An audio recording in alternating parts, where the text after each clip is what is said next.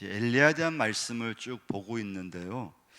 이제 우리 주일 예배는 지금 이제 십계명 하고 있잖아요. 이제 지난 주일까지 이제 네 번째 계명까지 했고, 이번 주는 맥주 감사 주일이어서 감사에 대한 말씀을 준비하고 있고요. 이제 다음 주는 다섯 번째 계명은 부모 공경, 그 다섯 번째 계명도 좀 준비하고 있는데요. 첫 번째 계명이 뭐였습니까? 십계명 중에 1계명, 너는 나 외에 다른 신을 내게 두지 말지니라. 이 1계명이 이제 믿어져야 2계명, 3계명, 다른 계명도 믿어질 수가 있어요. 이제 그만큼 첫 번째 계명이 참 중요해요. 그럼 두 번째 계명은 뭐였습니까? 우상 숭배하지 말라죠. 다른 형상을 만들지 말고 그것들에게 절하지 말라. 그러니까 1계명과 두 번째 계명은 좀 비슷하지만 좀 다르다고 볼 수 있는데요.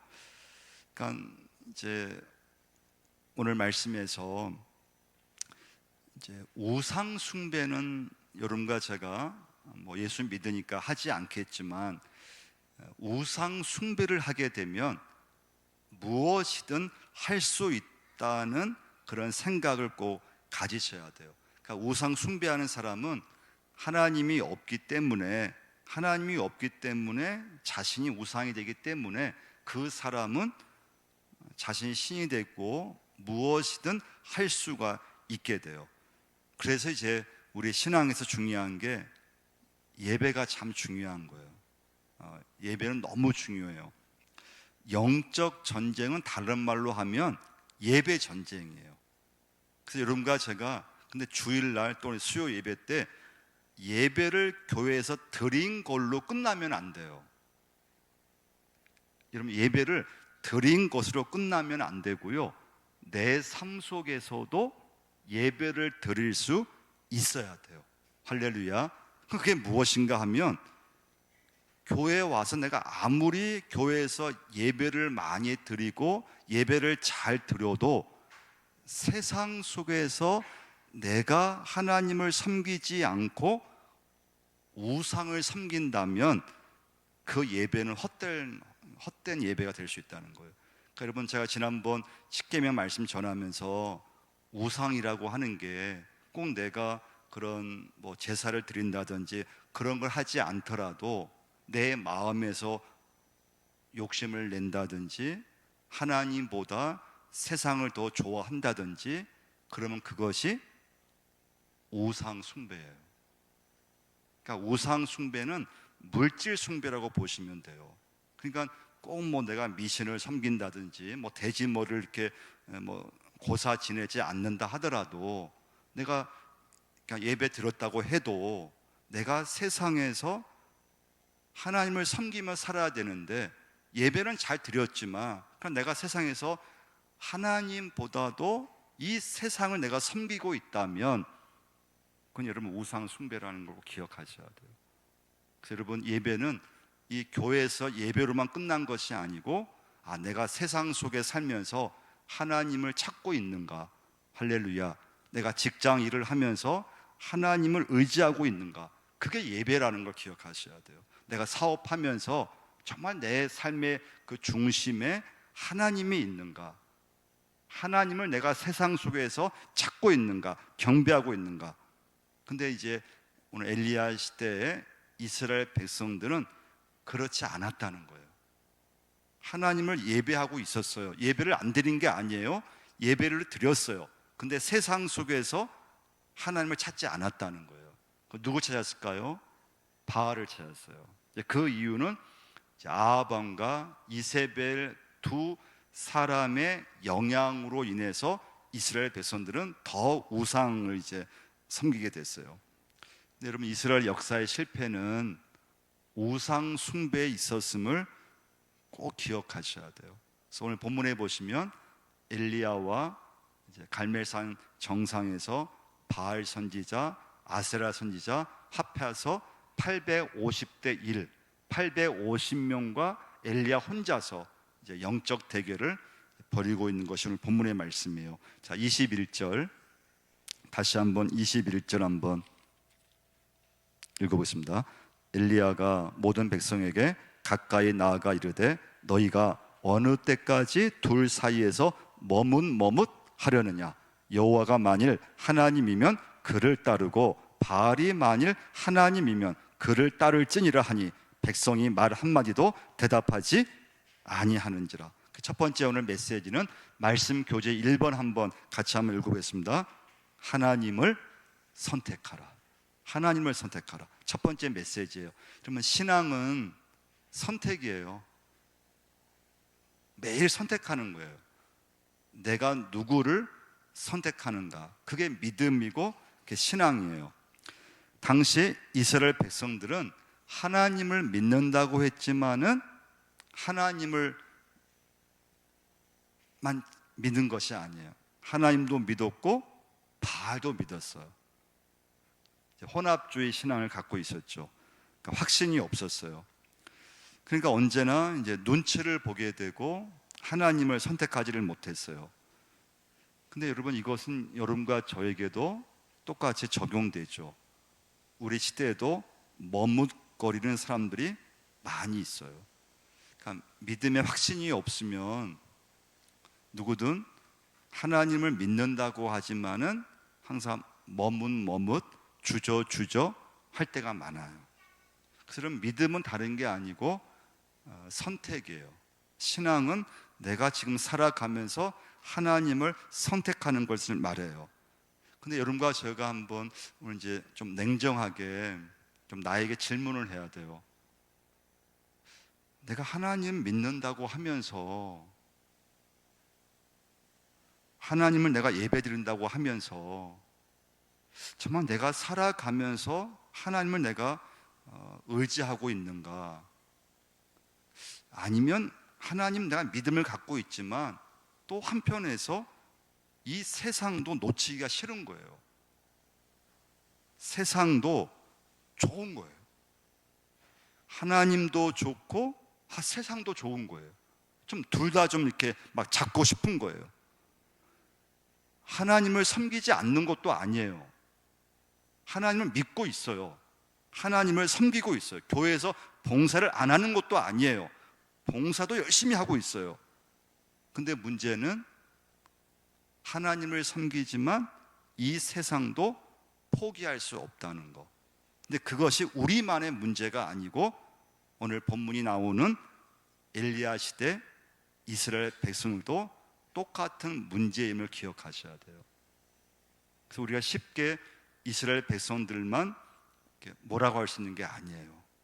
그러니까 오늘 나의 모습을 여러분과 제가 냉정하게 보셔야 돼요. 그래서 여러분, 신앙생활은요 중립이 없어요.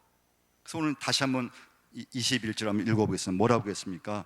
엘리야가 모든 백성에게 가까이 나아가 이르되 너희가 어느 때까지 둘 사이에서 머뭇머뭇하려느냐. 여호와가 만일 하나님이면 그를 따르고 바알이 만일 하나님이면 그를 따를지니라 하니 백성이 말 한마디도 대답하지 아니하는지라. 그래서 엘리야는 지금 선택하라는 거예요. 이스라엘 백성들한테. 하나님이면 하나님을 좀 딱 의지하든지, 아니면 세상을 의지하려면 그냥 완전 세상을 의지하든지, 신앙생활에서 이렇게 어떤 중간지대, 이것도 아니 저것도 아니, 이게 없다는 거예요. 그래서 여러분과 저는 나의 믿음을 좀 점검하셔야 돼요. 내가 정말 하나님을 믿고 있는가? 아니면 하나님을 믿고 있는 것 같으면서도 또 세상을 내가 의지하고 있지는 않은가? 근데 이 애매모호한 이런 이중 생활은 신앙생활이라고 할 수가 없다는 거예요. 냉정히 따지면. 근데 교회 안에서 우리가 이제 여러분과 저를 보면은 이런 이중 생활, 애매모호한, 하나님을 믿으면서도 또 세상을 포기하지 않는 이런 경우가 우리 한국 교회 안에 지금 많이 들어와 있다고 하는 거예요. 여러분, 머뭇거리면 안 됩니다. 이러면 신앙은 확신을 가지셔야 됩니다. 머뭇거리게 되면 어디에도 속한 게 아니에요.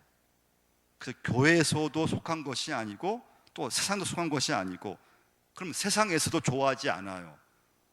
또 교회에서도 또 이렇게 환영받지를 못해요. 어중간하다 하는 게 좀 좋은 게 아니에요. 그걸 엘리야가 이제 이스라엘 백성들한테 질문하는 거죠. 결단하라는 거죠. 근데 문제는 이스라엘 백성들이 한 명도 엘리야의 결단에 따르지 않았다는 거예요. 한 명도 따르지 않았어요. 우리 한번 여호수아 24장 15절 말씀 한번 찾아보겠습니다. 여호수아서 24장 15절. 이건 여호수아가 이제 유언과 같은 설교를 하면서 이스라엘 백성들한테 당부했던 말씀인데요. 이것도 엘리야와 했던 말과 거의 똑같아요. 읽어보겠습니다. 만일 여호와를 섬기는 것이 너희에게 좋지 않게 보이거든 너희 조상들이 강 저쪽에서 섬기던 신들이든지 또는 너희가 거주하는 땅에 있는 아모리 족속의 신들이든지 너희가 섬길 자를 오늘 택하라. 오직 나와 내 집은 여호와를 섬기겠노라 하니. 할렐루야. 택하라고 하는 거예요. 여러분, 택하셔야 돼요. 머뭇머뭇거리면 안 되고 그냥 이것도 좋고 하나님도 좋고 세상도 좋고 이러면 안 된다는 거예요. 택하셔야 돼요. 하나님을 택하셔야 돼요. 할렐루야. 850대 1 엘리야와 바알 선지자 아세라 선지자의 대결이 시작이 돼요. 근데 엘리야는 하나님을 택하라고 했지만 아무리 둘러봐도 엘리야 편에 서 있는 사람은 한 명도 없었어요. 아무도 없었어요. 몇 명 있을 줄 알았어요. 이렇게 막 얘기하고 막 이렇게 택하라고 하면은 그래도 몇 명 엘리야의 말에 좀 이렇게 듣고 엘리야 편에 몇 명이라도 설 줄 알았는데 아무도 안 섰어요. 백성들에게 분명한 선택을 요구까지 했는데 하나님을 택한 사람이 아무도 없었어요. 그리고 그 많던 이스라엘 선지자들도 다 사라졌어요. 그러니까 여러분, 어떻게 보면 결정적인 순간에 어떻게 보면 꽃무늬를 뺐다고 보시면 되죠. 그러니까 여러분, 참 신앙이라고 하는 것은 평상시에는 잘 드러나지 않아요. 근데 신앙은, 믿음은 결정적 순간에 드러나게 되는데, 그런데 이제 엘리야 시대는 영적으로 무디어다 보니까 아무리 이렇게 엘리야가 택하라고 결단을 요구해도 아무런 반응이 없어요. 아무도 그냥 그 말에 순종한 사람이 없었어요. 자, 25절 한번 보시면요. 25절 읽겠습니다. 엘리야가 바알의 선자들에게 이르되 너희는 많으니 먼저 송아지 한 마리를 택하여 잡고 너희 신의 이름을 부르라. 그러나 불을 붙이지 말라. 자, 이제 대결은 어떤 대결인가 하면요, 누가 하늘에서 불을 내려서 그 송아지를 태울 수 있는가, 그게 이제 대결 방법이에요. 자, 25절에서 엘리야가 뭐라고 했습니까? 너희는 많으니, 그러니까 숫자가 많다는 거예요. 850명. 그러니까 먼저 하늘에서 불을 한번 내려보라는 그런 기회를 줬어요. 자, 23절, 24절도 한번 읽어보겠습니다. 그런즉 송아지 둘을 우리에게 가져오게 하고 그 둘은 송아지 한 마리를 택하여 각을 떠서 나무 위에 놓고 불은 붙이지 말며 나도 송아지 한 마리를 잡아 나무 위에 놓고 불은 붙이지 않고 너희는 너희 신의 이름을 부르라. 나는 여호와 이름을 부르리니 이에 불로 응답하는 신 그가 하나님이니라. 백성이 다 대답하되 그 말이 옳도다 하니라. 그래서 바알 선자들에게 기회를 먼저 주었어요. 먼저 시작하라는 거예요. 자, 그래서 이제 바알 선자들이 막 요란하게 이제 막 자기 신을 부르는 거예요. 바알의 이름을 부르기 시작했어요. 아침부터 꽤 하여튼 오랜 시간, 낮까지 우리에게 응답해달라는 그런 바알의 그런 신을 부르기 시작했어요. 자, 29절을 한번 보면요, 이같이 하여 정오가 지났고 그들이 미친 듯이 떠들어 저녁 소재 드릴 때까지 이르렀으나 아무 소리도 없고 응답하는 자나 돌아보는 자가 아무도 없더라. 아침부터 저녁까지 바알의 신을 불렀다는 거예요. 부르셨다는 거예요. 그런데 아무 일도 일어나지 않았어요. 나중에는 바알 신자들이 칼과 창으로 자기 몸을 막 해하면서 상해하면서 자해하면서 피를 막 흘리기까지 하면서 바알 신을 불렀지만 아무 일도 일어나지 않았어요. 결국 바알이 우상이고 아무것도 아닌 거짓 신이라는 것이 판명이 됐어요. 그래서 여러분과 제가 오늘 말씀을 통해서 이런 우상과 이런 바알, 인간이 만든 것이 꼭 허상임을 기억하셔야 돼요. 아무것도 아님을 기억하셔야 돼요. 바알은 불을 내리지 못하는 헛된 신이었어요. 바알은 비 한 방울도 내리지 못하는 완전히 헛신이었어요. 그러니까 이제 두 번째 메시지예요. 한번 우리 말씀 교재 두 번째 2번 같이 한번 읽어보겠습니다.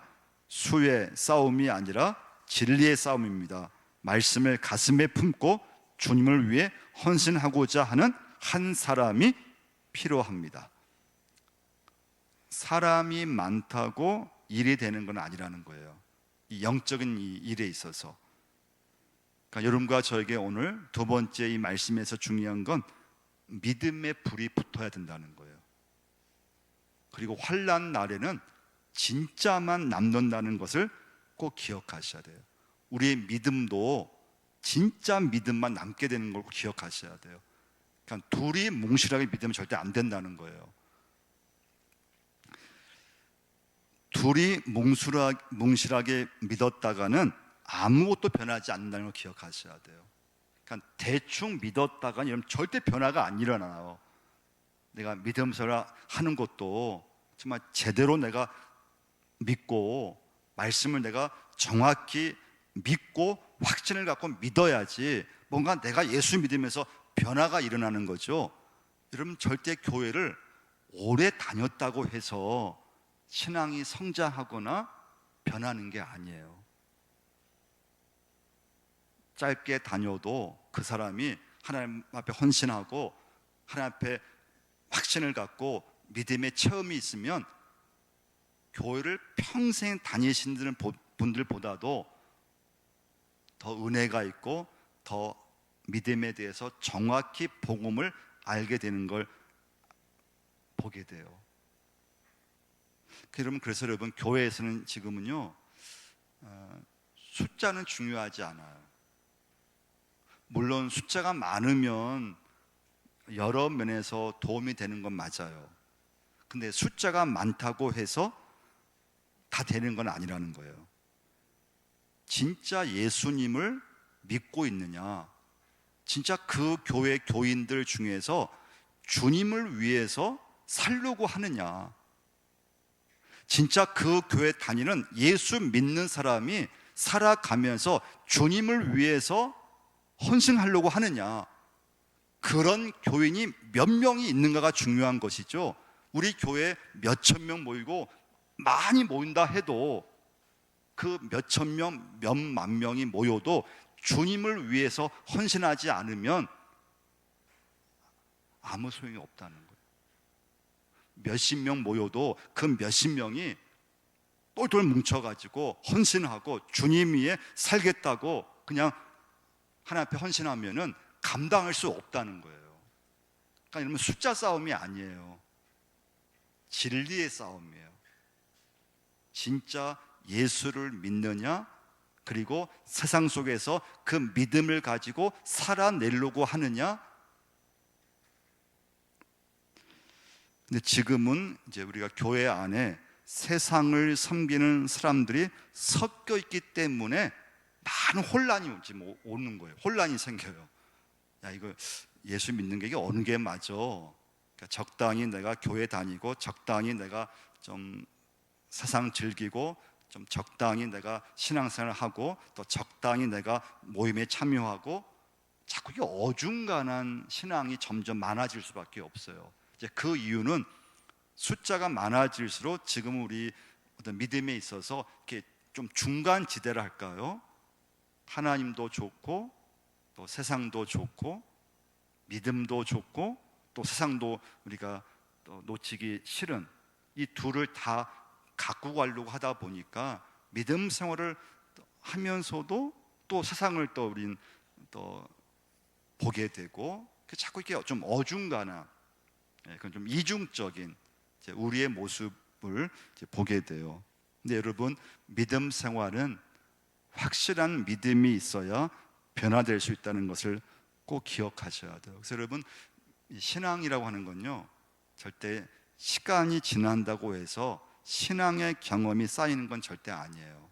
그러니까 우리가 오래 이제 믿음을 하는 건 귀한 거죠. 교회를 오랫동안 다닌 건 귀한 거예요. 그러나 오래 다녔다고 해서 믿음이 있는 건 절대 아니에요. 그러니까 오래 다닌 것과 그 사람의 믿음이 그만큼 신앙이 성장되느냐는 완전 이건 비례가 아니에요. 같이 가는 게 아니에요. 세월을 보낸다고 신앙이 엄청나게 자라는 것이 아님을 기억하셔야 돼요. 또 그러면 신앙은요, 막 큰 소리 친다고 해서 믿음이 좋은 게 절대 아니에요. 그러니까 우리 교회 학교 이제 7월 달에 참 중요한 행사가 여름 성유하고 수련회 하고 있잖아요. 이제 준비하고 있잖아요. 교회 학교에 교사들이 많이 충원돼야 돼요. 사실은요. 저희 교회 학교에 사역을 많이 하고 있는 편이거든요. 저희 교회 학교가요. 여러 면에서 로이스 풋살 클럽도 봉사하죠. 또 카페에서도 봉사하죠. 또 찬양대도 찬양단도 봉사하죠. 뭐 한 분이서 뭐 2개, 3개 정도 이렇게 또 여전도에서 또 남성교도 임원 봉사하죠. 교회학교 교사가 좀 더 참 많으면 참 좋겠다, 그런 믿음을 갖게 돼요. 근데 교사가 아무리 많아도 오늘 엘리야 경우처럼 한 사람이 850명을 감당할 수 있는가가 더 중요하다고 하는 거예요. 한두 명이 있어도 그 한두 명이 헌신된 한두 명이라고 하면은 뭐 100명의 일을 할 수 있어요. 근데 10명, 20명이 있어도 헌신하지 않으면은 숫자가 아무리 많아도 오히려 더 거기서 막 더 힘들어하고 막 흔들리고 막 열매는 없고.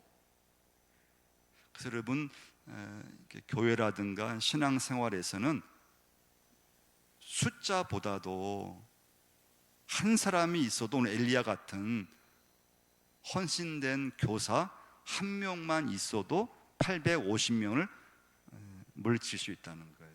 그만큼 헌신도가 중요해요.